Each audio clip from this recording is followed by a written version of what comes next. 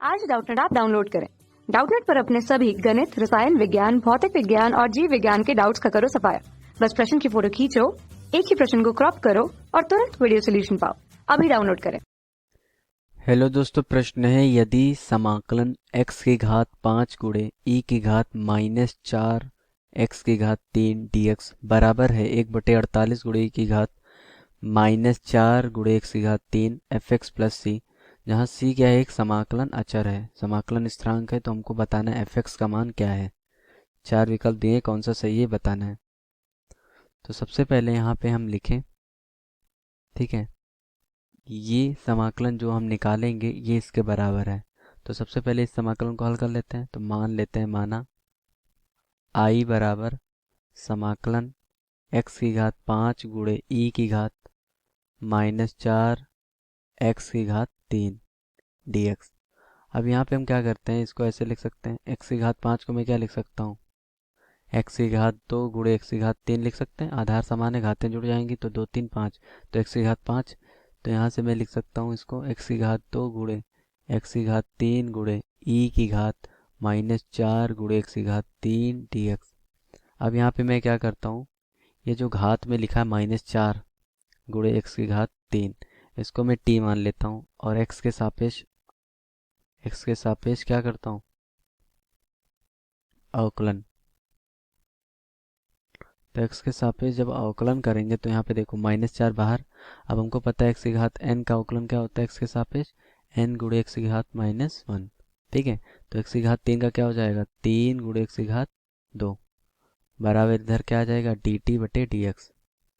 तो यहाँ से अगर हम देखें, हमको क्या ज़रूरत है, x की घात 2 गुणे dx का मान मिल जाएगा यहाँ से। तो x की घात 2 गुणे dx बराबर क्या आ जाएगा यहाँ से, -dt बटे 12, ठीक है। और अगर हम देखें x की घात 3 का मान कैसे निकालेंगे, तो x की घात 3 का मान यहाँ से निकाल सकते हैं, -4 गुणे x की घात 3 बराबर t है। तो x की घात 3 कितना आ जाएगा, -t बटे 4। तो ये दोनों मान रख देते हैं यहाँ पे। समाकलन x की घात 2 गुणे dx, इसको लिखें तो माइनस का dt बटे 12 हो गया, गुणे x की घात 3 की जगह में क्या लिख सकता हूँ, -t बटे 4 गुणे e की घात -4 गुणे x की घात 3, ये कितना आ जाएगा, e की घात कितना आ जाएगा, t आ जाएगा। अब यहाँ पे देखें तो i बराबर ये माइनस माइनस प्लस, तो 1/48 बाहर निकाल लेता हूँ। समाकलन क्या आ जाएगा यहाँ पे, t गुणे e की घात t dt, ठीक है। तो अब यहाँ पे हम क्या करते हैं, यहाँ पे हम इतने हिस्से में समाकलन खंडशः समाकलन लगाएंगे, ठीक है। तो यहाँ पे मैं लिख देता हूँ खंडशः समाकलन करने पर। तो यहाँ पे दो फलन है, एक फलन t है, दूसरा फलन ये, ठीक है। तो यहाँ पे हम दो फलनों के गुणनफल का समाकलन कैसे निकालते हैं, तो उसके लिए हम आइलेट रूल देखते हैं।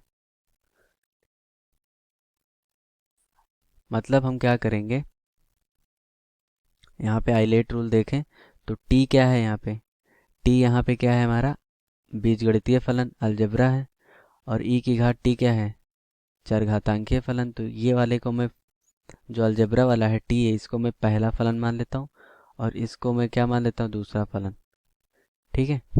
क्योंकि e की घात t का हमको क्या करना रहेगा, समाकलन, ठीक है। जिसका आसानी से हो जाए उसको मान लो, जरूरी नहीं है, ठीक है।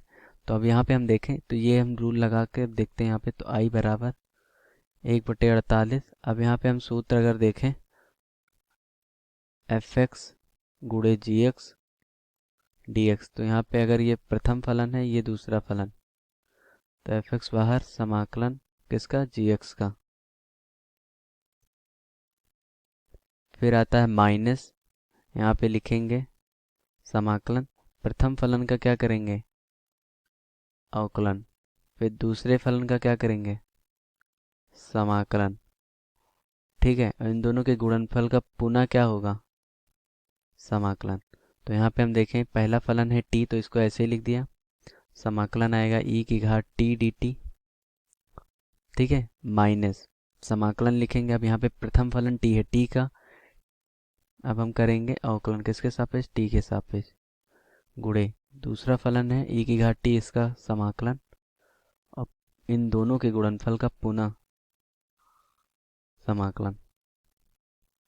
ठीक है, तो अब यहाँ से अगर मैं लिखूं तो कितना आएगा, यहाँ पे प्लस का एक आएगा समाकलन स्थिरांक कैपिटल C। तो I बराबर 1/48 गुणे यहाँ पे t। अब हमको पता है e की घात x dx, यानी e की घात x का x के सापेक्ष समाकलन e की घात x होता है। तो e की घात t का क्या हो जाएगा, e की घात t माइनस t का t के सापेक्ष अवकलन हो जाएगा 1, और यहाँ पे e की घात t, और इन दोनों के गुणनफल का क्या करना है, पुनः से करना है समाकलन। तो यहाँ पे आ गया I बराबर 1/48, यहाँ पे t गुणे e की घात t, और यहाँ पे अगर हम देखें तो इन दोनों का गुणनफल आएगा e की घात t, और e की घात t का समाकलन t के सापेक्ष क्या आएगा, e की घात t, तो माइनस e की घात t ये आ गया, और प्लस आ गया c। ठीक है, अब यहाँ से क्या करते हैं, इस वाले ब्रैकेट से, इस कोष्ठक से e की घात t उभयनिष्ठ निकाल लेता हूँ।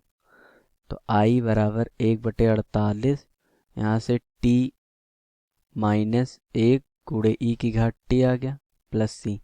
अब यहाँ पे हमने t क्या माना था, t हमने माना है प्रश्न में -4 गुणे x की घात 3, तो मान रख देंगे। तो I बराबर 1/48, ये आ गया -4 गुणे x की घात 3 माइनस 1, और e की घात -4 गुणे x की घात 3 प्लस c, ये आ गया।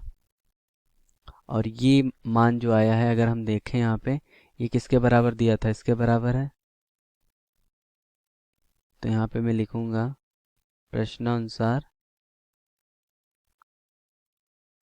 ठीक है, हमारा जो दिया है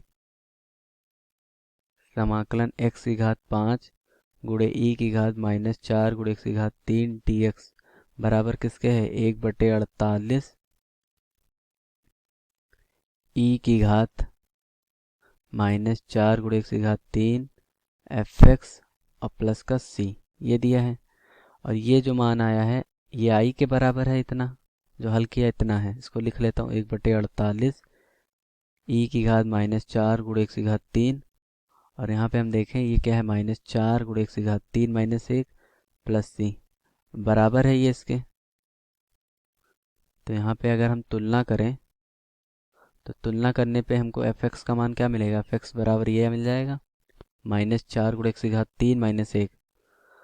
तो यहाँ से fx का मान आ गया -4 गुणे x की घात 3 माइनस का 1। अब बात करें कौन सा विकल्प सही है, दूसरा विकल्प सही है। धन्यवाद। कक्षा 6वीं से 12वीं से लेकर नीट, IIT, JEE वो एडवांस के लेवल तक 1 करोड़ से ज्यादा छात्रों का भरोसा। आज ही डाउनलोड करें डाउटनेट ऐप या व्हाट्सएप करें अपने सारे डाउट्स 8400 400 400 पर।